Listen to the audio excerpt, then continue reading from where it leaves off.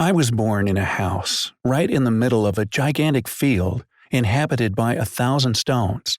I have this very distant memory, almost drawn out from my imagination, that I used to walk across this path which only existed in my head.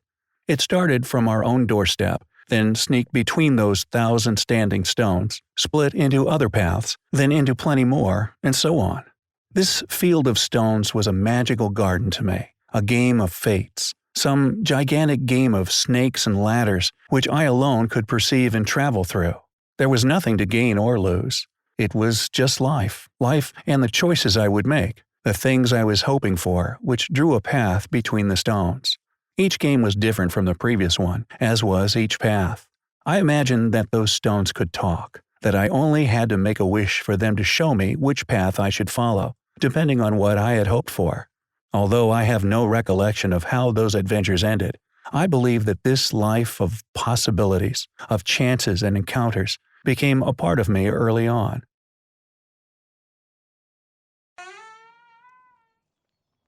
In 1939, war broke out. The Germans came to Brittany and occupied it. Our house was requisitioned by soldiers. They had important research operations to conduct on our field. My dad was made prisoner and taken to what was then known as Czechoslovakia. He was still able to write us quite often. We decided to leave our home and to settle in town, where my mother used our savings to buy a small property. I was 6, and there my childhood was gone. To earn some money, my mother took a servant job. She was busy all day sewing or cleaning houses, while my sister and I had to walk to school. I hated that time. I still do. School should be forbidden. It symbolized everything that we tried to escape from as children: order, discipline, coldness. The teacher didn't like me. I didn't like him either.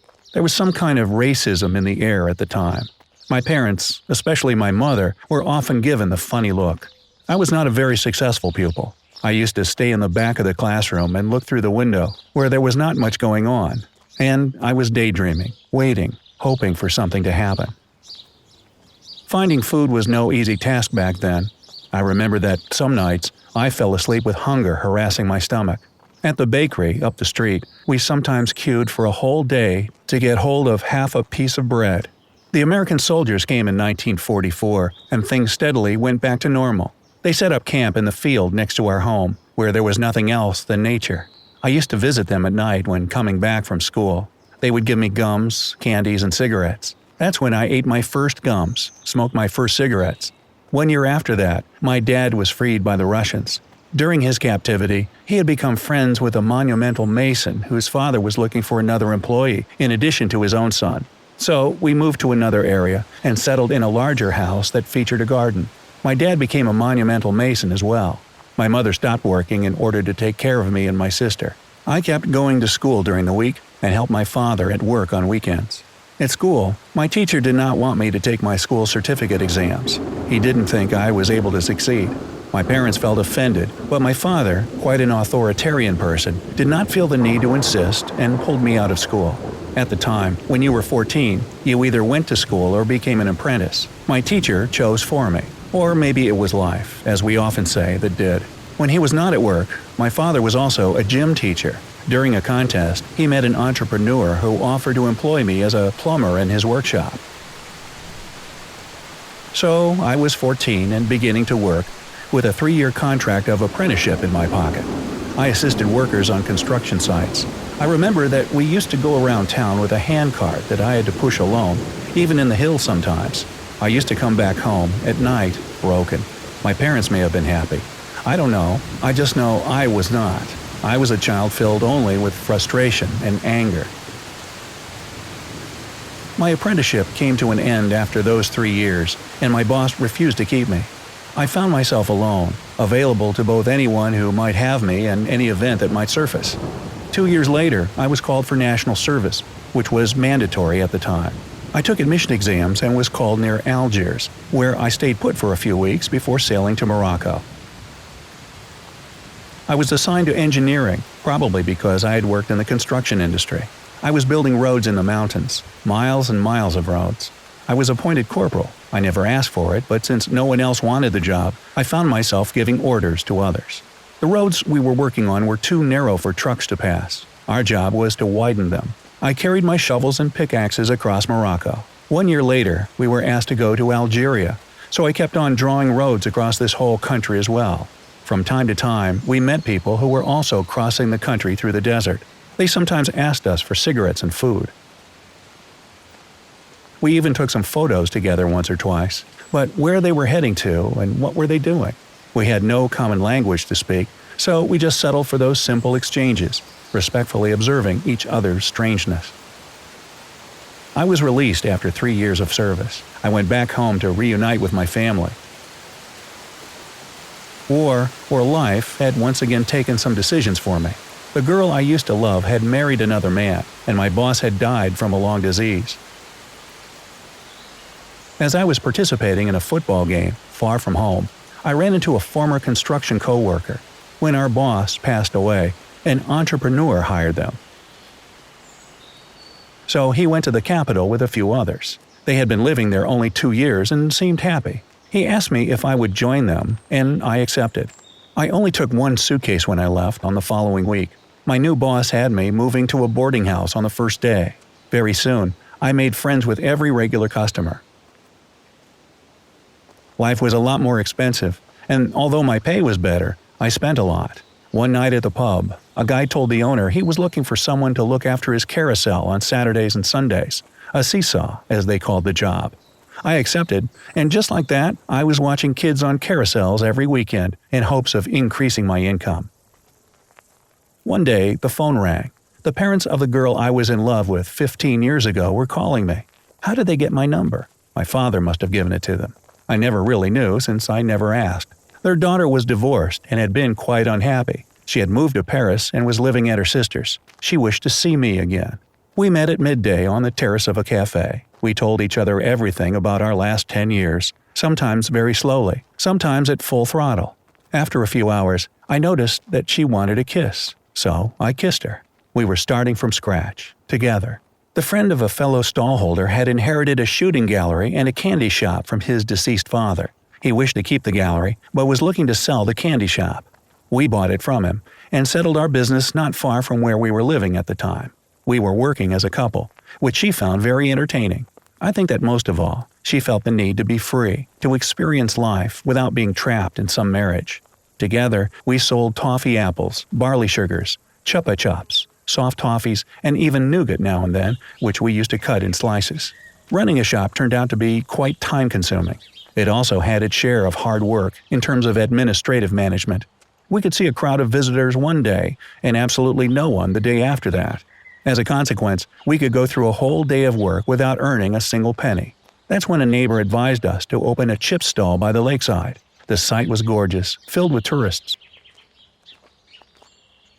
It was undoubtedly the ideal spot for us to sell our candies, waffles, and orange fizzy drinks. We settled under the pines, inside a 25-foot-long caravan which I had fully converted.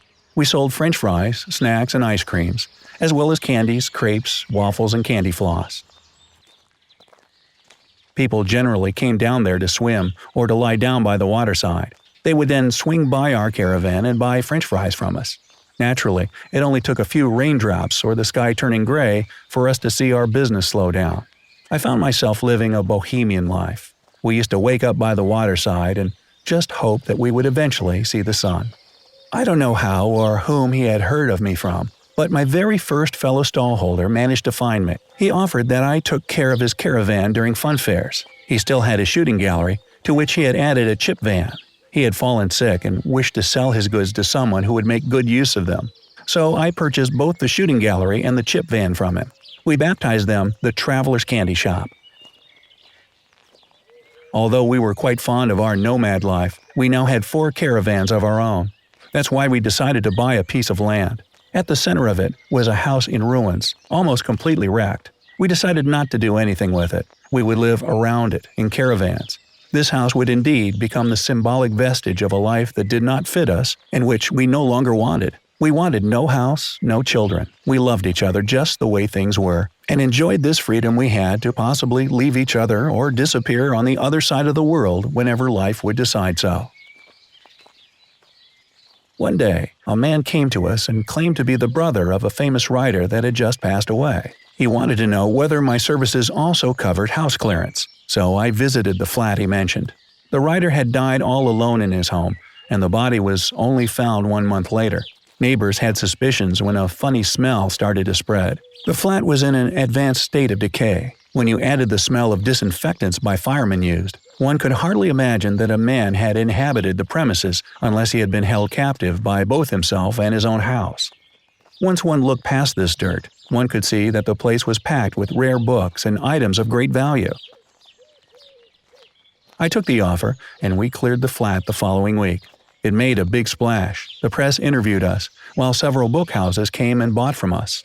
That also brought an old history teacher to me, who had a bookstall right in the town center. He had heard of me through the press and thought I could have my own stall there.